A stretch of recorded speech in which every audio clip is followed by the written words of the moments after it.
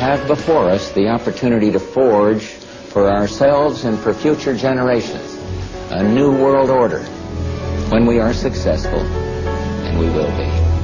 Partnership and cooperation among nations is not a choice. It is the only way, the one way to protect our common security and advance our common humanity. It's an agenda that goes hand in hand with the United States, Mexico, and Canada, working quietly and behind the scenes to promote a common market with common deregulation for the benefit of multinational corporations. It's an agenda that so far has resulted in an increase in U.S. corporate profits of 45%, while wages of American workers have risen only 3% in the last 5 years. We've got to give them a stake in creating the kind of world order that I think all of us would like to see. They put a black face on the new world order, and now we all happy. KRS ain't buying it. In the real executive power structure, the president serves the military-industrial complex. It's cell-phoned by the international bankers. Within hours of being elected, Obama did a 180 and filled the White House and federal government with lobbyists and donors at all levels. Obama picked William Lynn, the top lobbyist for Raytheon, to fill the number 2 position at the Department of Defense. Remember this? I have done more to take on lobbyists than any other candidate in this race, and I have won. I do not take a dime of their money, and when I'm president, they won't find a job in my White House.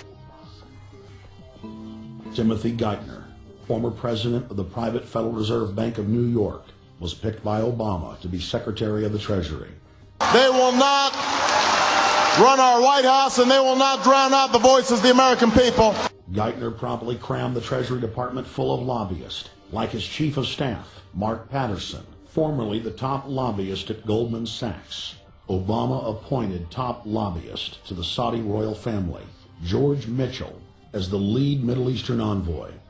Obama appointed the king of Wall Street lobbyists, Leon Panetta, to head up the CIA.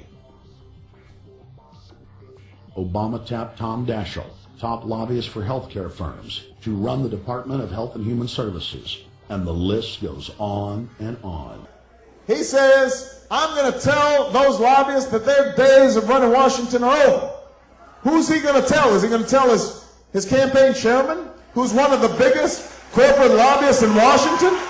Is he going to tell his campaign manager, who was one of the biggest corporate lobbyists in Washington? Is he going to tell all the folks who are running his campaign, who are the biggest corporate lobbyists in Washington? Who is it that he's going to tell the change is coming? I mean, come on. They must think you're stupid. And when I'm president, they won't find a job in my White House. We will not take a dime from Washington lobbyists or special interest PACs. We're going to change how Washington works.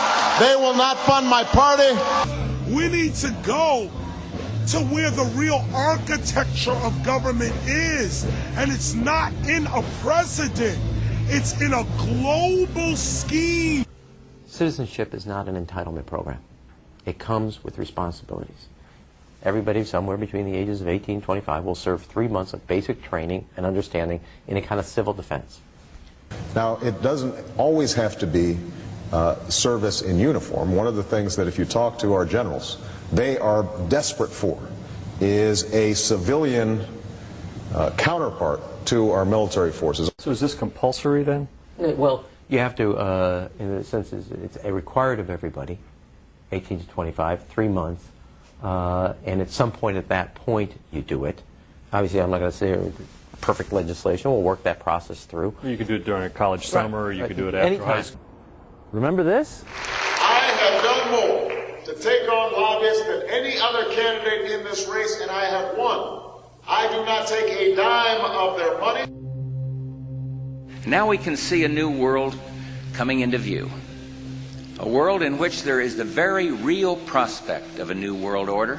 They will not run our White House, and they will not drown out the voices of the American people when I'm president of the United States of America.